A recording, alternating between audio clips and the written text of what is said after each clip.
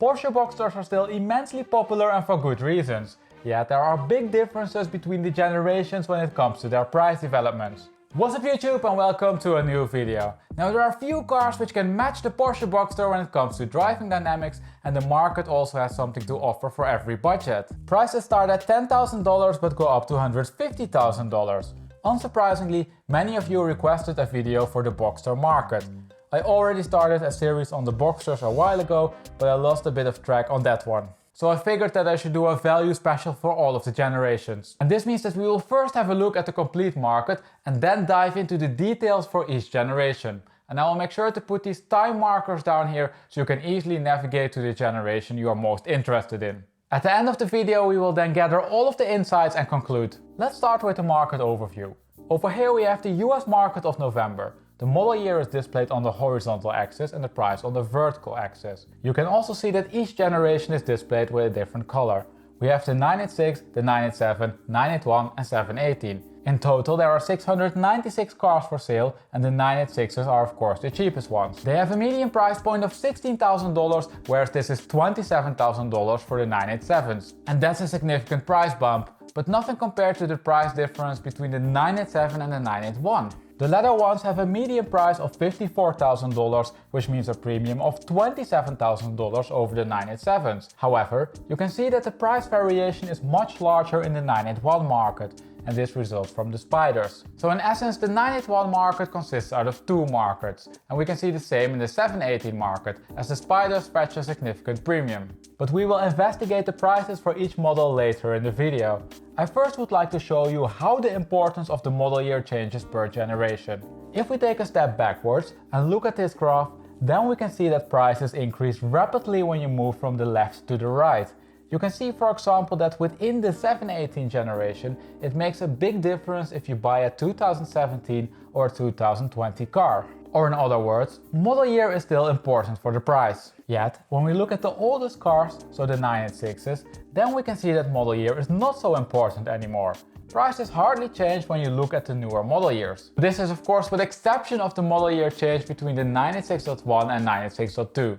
Alright, we know now how the market looks and what the price levels are, so let's look at the price developments over time. As I mentioned before, we will do this per generation, so we will first inspect the price trend per generation and then look into some peculiarities for that specific price trend. After that we will discuss the mileage sensitivity and summarize what we saw. Let's start with the 986 and work our way up to the 718. Over here we have the price development for the 986 market between July and November. And this reveals that contrary to many other cars, prices didn't really change in the last 4 months. The median price was, and still is, $59,900. Yet, there's quite a large supply drop for the market. There used to be 155 cars for sale versus only 131 now. Now when it comes to analyzing these price trends, we of course need to consider various market breakdowns.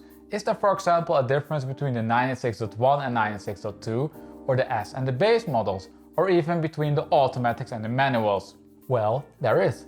If we split the market between the S and the base models, we can see that prices for the latter ones remain stable, while prices for the S models increased by $1,500 or 8.3%. And this of course also increased the premium between the two models. This used to be $3,450 but is now $5,000. Both of these price changes are, by the way, not fully statistically confirmed, and this means that they can be the result of chance. So we need to keep that in the back of our mind.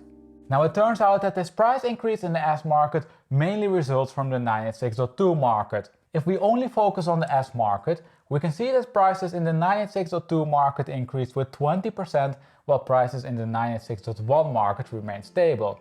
However, we need to interpret this number with care due to a few reasons. First of all, market supply is quite small for the 986.2S market. You can see that the orange shaded area, which shows the uncertainty in the price estimation, is very large. Second, there are differences in the underlying mileage level and in the development. Look for example at July.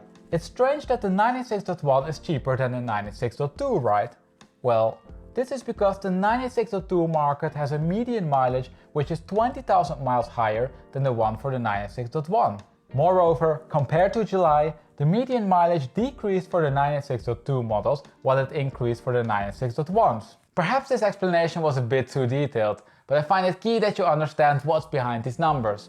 Now I also looked at the market split by transmission type, and this revealed that there wasn't a significant difference in the price trend between the automatics and the manuals. On an aggregate level, the automatics held their value slightly better, but none of those price changes were statistically confirmed.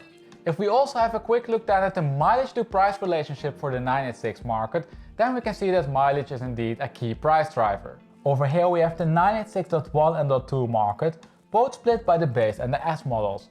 You can see here that especially the low mileage cars demand a significant premium.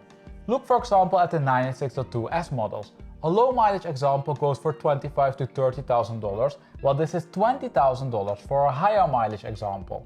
On average, the mileage sensitivity is also relatively high for a car with this age. It sits at -0.5% per 1,000 miles driven, or $93 per 1,000 miles. And with that, let's do a short summary. We saw that on an aggregate level the price trend for the 986 didn't change in the last 4 months. In other markets we can also see a flattening in the price trend, but I was still expecting a small price hike in the 986 market, as that market is basically bottomed out. Yet from the other side, price hikes for these type of older cars are mainly driven by a now or never effect in combination with an increase in disposable income. The chip shortage doesn't really play a large role here. And perhaps it can be doubted if a 986 has the desirability factor, which is required for strong price increases. I'm not saying that it hasn't got it, as we only looked at a short time period. I'm just saying that it's something to take into account. And with that, let's move on to the 987 market. But before we do so, if you like this video, please support the channel by clicking on the like button down below. Thank you. Personally, I like the design of the 987 a lot more, but let's see if the market also favors the 987. Over here we have the price trend for the 987 between November 2020 and November 2021. So we have a bit more data than what we had for the 986. We can see that in the last 12 months prices increased with 16% and this equals $3,700. I was a bit surprised by the height of this increase. Yes, it's decent, but it's also in line with the other cars which I've analyzed on the channel. I was expecting something a bit more. Now when we look at the shape of the trend, we can see that most of the increase was taken in the beginning. During the last 4 months prices only increased with 2%, but this price increase is not fully statistically confirmed. So this is in line with what we saw in the 986 market. Supply, by the way, also increased from 100 to 120 cars during the last 4 months. Now underlying to this price trend there are some differences within the market segments. A key difference can be found between the 987.1 and 987.2 market. We can namely see that the 987.1 market saw the largest increase with 25% in the beginning of the year, but that the price trend is now flattening as prices remain flat. The 987.2 market on the other hand saw only an increase of 5% in the beginning of the year, followed by a 7% increase now. So in total this means that 987.1 prices are up by 25%, while 987.2 prices are up by only 12%. And this 12% is much lower than what I expected and also sits on the low end when you compare it to other cars. But there are several reasons which might explain the difference between these two. The 981.2 comes with many improvements, such as a new engine and the PDK box. So initially it's not strange to expect a larger increase in that market. Yet the 987.1 always demanded a significant premium over the 987.1. So perhaps the potential for price increases was much smaller for the 987.2 than that it was for the 987.1. We namely just saw something similar in the 911, 997.1 and 997.2 market, and you can check out that full analysis by clicking on the link right over here. Now I also looked at other market splits, but they didn't reveal too interesting differences in the price trends. Yet, I know that many of you are interested to see the split between the model types, so let's discuss that one quickly. Over here we have the Spiders in green, the S in orange and the base models in blue. And you can see that the price development for the Spider looks a bit strange. The reason for this is the small market size and the difference between the 987.1 and .2 Spiders. If we zoom into the Spider market and split it by generation, so we have the 987.2 in blue and the 987.1 in orange, then we can see that the price trends are similar to the rest of the market. The price increase over the last 12 months is however slightly larger for the Spiders. It's 26% for the 987.2 and 33% for the 987.1 Spiders. Yet, market size is extremely small here, so we need to interpret these numbers with extreme care. I think that it's safer to rely on the ones for the base and the S models. And if we go back to the price trend split by model type, we can see that the S models increased more than the base models during the last year. It's 29 versus 14%. However, and this is quite detailed, the majority of this effect results from the difference between the generations. If we split this graph also by the 987.1 and 987.2, then we can see that within the 987.1 generation there is no difference between the S and the base models. Within the 987.2 generation, however, there seems to be a large difference. But the 987.2 S market is very small and the underlying mileage changed a lot during the last 12 months, explaining this strange price trend. Now if we have a quick look at the mileage to price relationship with the following graph, then we can see that on average the depreciation per 1000 miles is minus 0.6%. And this is in line with what we saw in the 986 market. Feel free to pause the video and have a more detailed look. We will move on now to the 981 market, but let's first summarize what we saw. The aggregate price trend for the 987 market is relatively similar to the one of the 986 market, and this means that prices hardly changed during the last 4 months. In the 987 market, generation is key.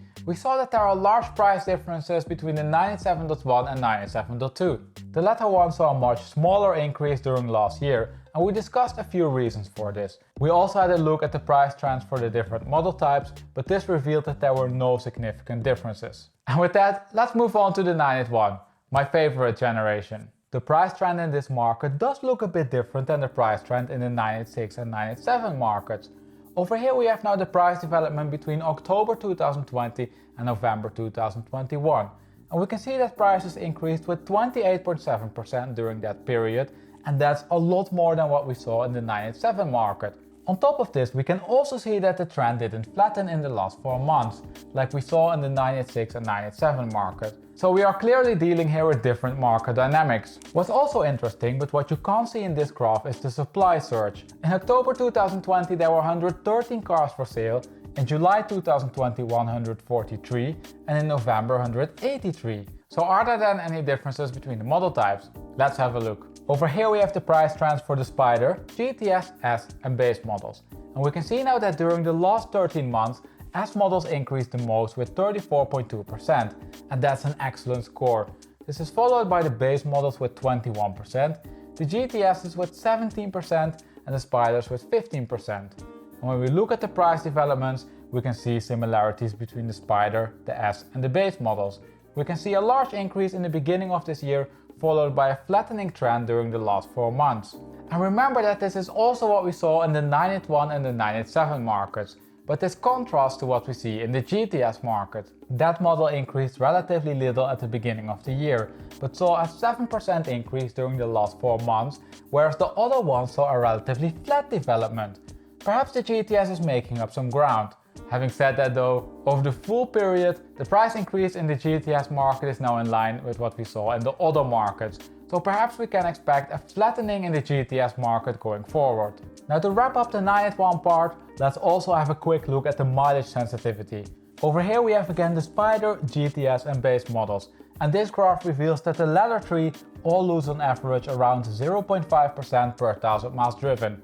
So this is in line with the older generations. Mileage sensitivity for the Spider is slightly larger with 0.8%. And this is not uncommon for the more special models. And with that, let's do a little summary. We saw that 981 prices increased with a stunning 28% during the last 13 months, and this increase is much larger than what we saw for the older generations. Yet, the shape of the trend is similar to what we saw in the 987 market. We also looked at the price trend for the various model types, and this revealed that the S model increased the most. Yet, the price trends have all similar patterns, with exception of the one for the GTS market. But now then, the final generation, the 718. Let's have a look how prices developed over there. Over here we have the price trend of the last 14 months, and I only included the base, S, T and GTS 4-cylinders over here to make sure that the introduction of the new models doesn't skew the results. So what do we have here? We can see that prices increased with 18%, and this is in line with what we saw in the 987 market, but a lot less than what we saw in the 981 market. Surprisingly, also supply changed by quite a bit during this period. It increased from 171 to 222 cars. But the main question over here is of course if the price trends differ for the model types. So let's have a look. Over here we have now from top to bottom the Spider, the GTS 4.0, the 25 years edition, the T, the GTS, the S and the base. As you can see, I unfortunately don't have the historical price trends for the 4-liter GTS and the 25 years edition. So from now on I will include them in the data, which means that in the next market update you will be able to see a price trend. If we look then at the price trends which we do have, we can see that the increase was with 23%, the largest in the base market, followed by the S market with 17%, the GTS market with 13%, the Spider market with 16% and the T market with 12%. The latter price trend is by the way based on only a few data points, so keep that in the back of your mind. Also note that the base market is the only market in which the median mileage decreased. This helps to explain why it saw the largest price increase. Now what's also interesting over here is the GTS model. With only 13% it has the lowest increase. In fact, the increase is at the bottom when compared to other cars which I analyzed on the channel. Now if we move on and look at the mileage sensitivity with the following plot, then we can see that it is a bit higher than for the older generations. The base, S and GTS models lose around 0.8% per 1000 miles driven. For the GTS 4-liter this is 0.9% and for the Spider minus 1.5%. It's however natural that the rates are higher for the newer cars. Something which is also interesting over here is the absolute price level. We can see a large overlap between the GTS, S and base models, especially for the low mileage cars. Isn't that crazy? Why on earth would you buy a base model if you can get a GTS with the same money? And when it comes to crazy prices, there are also some S models advertised for $120,000, which puts them in the same price range as the GTS 4-liter and the Spider. And again, I'm not sure who would actually pay that amount of money, so let's wrap up the 718 market. We saw that the price increase during the last 14 months was 18%, and this is in line with other cars that I've analyzed on the channel.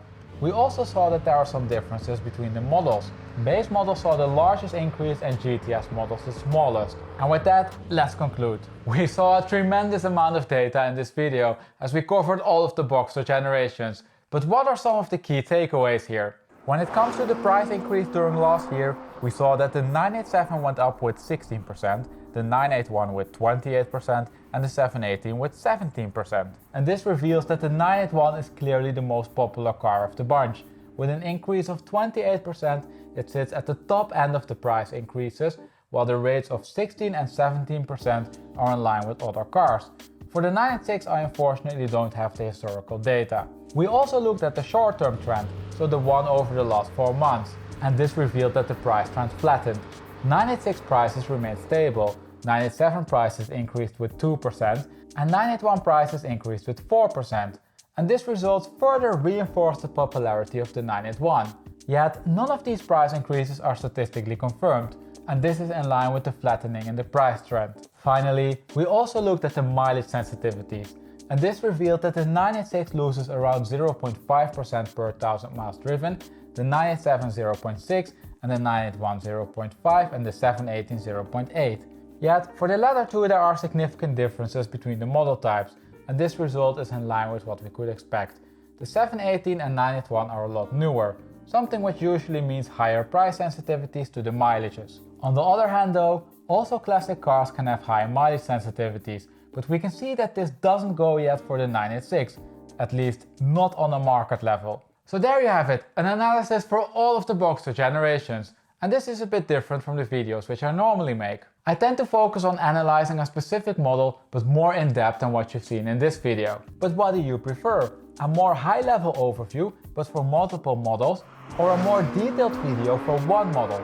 Like for example last week's analysis on the 997 market. You can let me know in the comment section. And as always, you can also let me know for which car you would like to see an analysis. Once there are enough requests for a certain car, I will make a video about it. And while you're at it, don't forget to subscribe and click on the notification bell so you get actually notified when your requested analysis goes live. As always, thank you for watching and I hope to see you next week for a new video.